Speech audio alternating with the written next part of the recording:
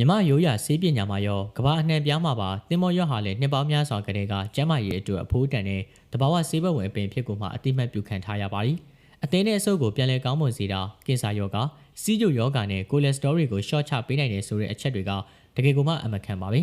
တင်မောရွက်ပြုတ်ရည်ဆိုတာရိုးရှင်းတဲ့ပြုလုပ်နည်းနဲ့ပြုလုပ်ရပြီးတော့ခန္ဓာကိုယ်အတွက်ကိုမှအကျိုးကျေးဇူးများစွာကိုပေးစွမ်းနိုင်တဲ့တဘာဝအားဖြည့်စေတစ်မျိုးပါပဲ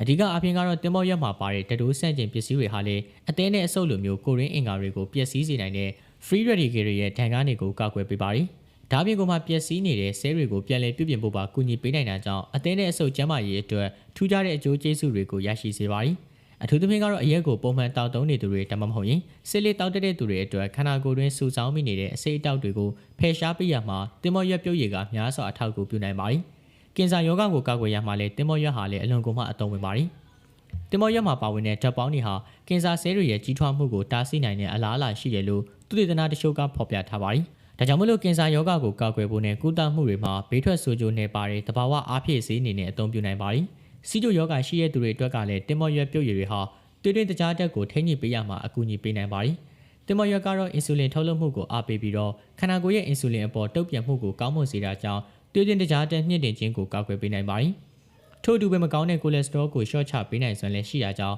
နှလုံးသွေးကြောဆိုင်ရာယောဂဖြစ်နိုင်ခြေကိုပါရှော့ချပေးနိုင်ပါတယ်။တင်မောရွက်ရဲ့နောက်ထပ်ထင်ရှားတဲ့အကျိုးကျေးဇူးကတော့သွေးနေဦးဆဲတွေထုတ်လုပ်မှုကိုအားပေးတာပါပဲ။တင်မောရွက်ဟာလည်းသွေးဥမွှာအရေးအတွက်ကိုမြင့်တင်ပေးနိုင်တဲ့ဂုဏ်သက်သီးရှိကြောင်းသိပ္ပံနည်းပညာသုတေသနတွေကဖော်ပြထားပါတယ်။ဒါပြင်ကိုမှတင်မောရွက်မှာဗီတာမင် A, C, E အပြင်ကိုမှအခြားသောဓာတ်တိုးဆန့်ကျင်ပစ္စည်းတွေပါဝင်တာကြောင့်ခန္ဓာကိုယ်ရဲ့ကိုယ်ခံအားစနစ်ကိုအားကောင်းစေပြီးတော့ယောဂပိုးမတွေကိုလည်းတိုက်ထုတ်နိုင်စွမ်းကိုမြင့်တင်ပေးပါတယ်။ဒါကြောင့်မလို့ခန္ဓာကိုယ်ရဲ့ပြန်လည်ကောင်းမွန်လာနိုင်စွမ်းကိုပါတိုးတက်စေပါတယ်။ဒီလိုမျိုးအကျိုးကျေးဇူးတွေအများကြီးရှိတဲ့တင်မောရွက်ပြုတ်ရည်ကိုပြုလုပ်ဖို့ဆိုတာကလည်းတကယ်ကိုမှလွယ်ကူပြီးတော့ရွေးရှင်းပါတယ်။တင်မောရွက်လည်းဆက်18ရက်လောက်ကိုရေစင်အောင်ဆေးပြီးတော့ရေ2လီတာနဲ့အတူအိုးလေးကိုထည့်က10မိနစ်15မိနစ်လောက်ကိုမှပြုတ်ပြီးရုံပါပဲ။အရက်တွေနန်းသွားပြီးတော့ရေနဲ့အယောင်နည်းနည်းလေးပြောင်းသွားပြီးဆိုရင်တော့ဖြင့်မိဖို့ဘဝကနေကိုချပြီးတော့အရေကိုစစ်ယူပါ။ဒီအရေကိုနည်းနည်းလေးအနေထားမှာအစာမစားခင်9မိနစ်10မိနစ်အလိုမှာတောက်သုံးပေးတင်ပါရီ။တနေ့ကို3ကြိမ်တောက်သုံးနိုင်ပါရီ။ကြံတဲ့ရေကိုတော့ရေခဲတက်တာထဲမှာထည့်သိမ်းထားပြီးတော့တရက်ကနေ3ရက်အတွင်းအကုန်တောက်ပေးဖို့အကြံပြုချင်ပါရီ